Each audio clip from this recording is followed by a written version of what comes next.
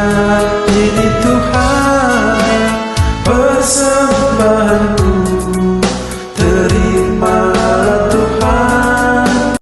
Halo Sobat Santo Paulus, selamat bertemu kembali di channel ini. Ada beberapa orang Katolik yang masih bingung dengan ritus yang harus mereka lakukan saat mengunjungi Porta Santa. Sehingga ada beberapa dari mereka yang bertanya kepada saya, banyak pertanyaannya. Tetapi menurut saya, hal ini memang bisa dimaklumi atau kebingungan mereka itu bisa dimaklumi karena tidak ada aturan baku. Karena juga setiap keuskupan mempunyai aturan masing-masing, jadi tidak ada keseragaman. Nah, salah satu pertanyaan yang mereka ajukan kepada saya adalah, apakah kita wajib mengaku dosa setiap kali kita mengunjungi Porta Santa? Karena ada yang berkata bahwa setiap kali mengikuti Porta Santa, kita wajib mengaku dosa terlebih dahulu. Nah, apakah itu benar? Jawaban saya adalah tidak. Mengapa? Saya akan menjawabnya begini.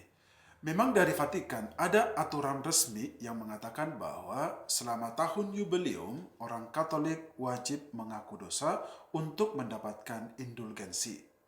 Nah, di sini secara singkat saya mengatakan bahwa mengaku dosa bukanlah syarat untuk mengunjungi Porta Santa, tetapi mengaku dosa itu adalah syarat untuk mendapatkan indulgensi. Jadi jangan keliru dengan itu ya. Ini harus dipahami baik-baik. Sehingga kita bisa mengaku dosa kapan saja, minimum 1 kali selama tahun jubileum ini, dan tidak harus saat kita melewati Porta Santa. Dan perlu dicatat lagi bahwa kita tidak wajib mengaku dosa selama tahun jubileum ini di gereja yang ada Porta Santanya. Di tempat lain atau di paroki lain juga kita bisa mengaku dosa, yang penting selama tahun jubileum ini. Contoh, hari ini Anda mau mengunjungi Porta Santa yang ada di Katedral Surabaya. Oke, Anda bisa mengunjungi hari ini juga.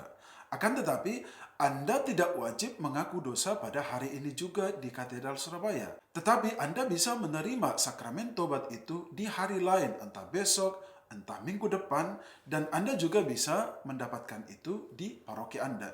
Tidak harus di Katedral Surabaya. Karena apa? Karena di katedral itu tidak ada romo yang standby menerima pengakuan dosa dari para peziarah. Kecuali misalnya kalau Anda sudah memesan romo terlebih dahulu, atau Anda membawa romo dalam rombongan Anda untuk menerimakan sakramen pengakuan dosa di sana, ya itu soal lain. Dan itu juga bisa dilakukan. Akan tetapi lagi-lagi tidak wajib di tempat itu dan tidak wajib di hari itu juga. Kalau saran dari saya lebih menyarankan Anda untuk mengaku dosa nanti di akhir tahun jubileum ini. Jadi, selama tahun ini, Anda bisa melakukan dulu praktek-praktek atau kegiatan yang wajib Anda lakukan selama tahun jubileum. Seperti yang pertama, mengunjungi gereja yang ada Porta Santanya atau tempat ziarah yang ditunjuk oleh keuskupan sebagai tempat bagi para peziarah. Yang kedua, bila Anda mengunjungi Porta Santa atau gereja yang ada Porta Santanya, silakan mendoakan doa-doa yang ditentukan seperti doa tahun jubileum, doa dengan intensi paus, ataupun doa untuk intensi pribadi. Yang ketiga, Anda wajib mengikuti perayaan Ekaristi selama tahun ini atau tahun jubileum ini, paling tidak itu setiap hari Minggu. Atau misalnya kalau Anda juga bisa melakukan setiap hari misa harian, itu lebih baik lagi. Yang keempat, rajin membaca kitab suci. Yang kelima, berziarah ke Porta Santa dengan berjalan kaki.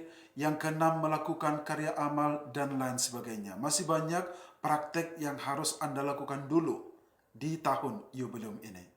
Jadi sahabat Santo Paulus, jawaban saya sudah jelas ya, bahwa kita tidak wajib mengaku dosa saat kita mengunjungi Porta Santa di hari yang sama, dan kita tidak wajib mengaku dosa di tempat yang ada Porta Santanya. Di paroki Anda, di tempat lain yang tidak ada Porta Santanya juga, kita bisa mengaku dosa.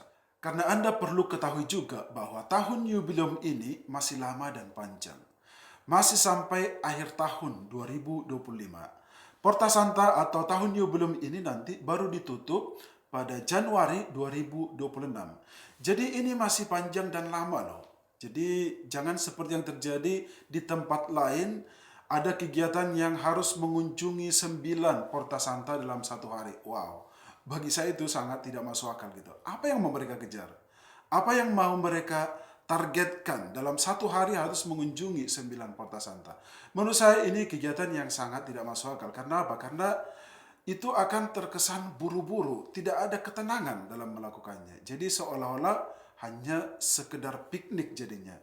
Mengunjungi satu gereja, bagaimana nanti setelah itu mereka harus pergi lagi buru-buru ke tempat lain, setelah itu pergi lagi ke tempat lain. Itu nanti akan kelihatan crowded, buru-buru, dan mereka tidak akan merasakan ketenangan saat menjalani Porta Santa itu. Nah, mungkin Anda bertanya lagi kepada saya, kalau begitu Romo, baiknya bagaimana saat kita mengunjungi Porta Santa? Saran saya begini, kita bisa mengunjungi Porta Santa itu bertahap.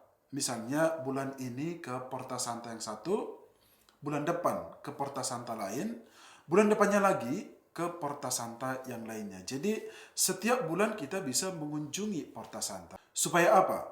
Supaya tahun jubileum ini terasa selama tahun 2025 ini. Jadi misalnya kalau Anda mengunjungi Porta Santa 9 dalam satu hari, terus bulan depan itu Anda mau ngapain lagi? Stop. Nggak mungkin lah. Ini kan masih panjang nih. Jadi saya katakan di sini, supaya gaung dari tahun jubileum selama tahun 2025 ini, kita bisa melakukan kunjungan-kunjungan ke Porta Santa itu bertahap. Ya, paling tidaklah satu dalam satu bulan. Begitu ya. Sampai ketemu di episode selanjutnya.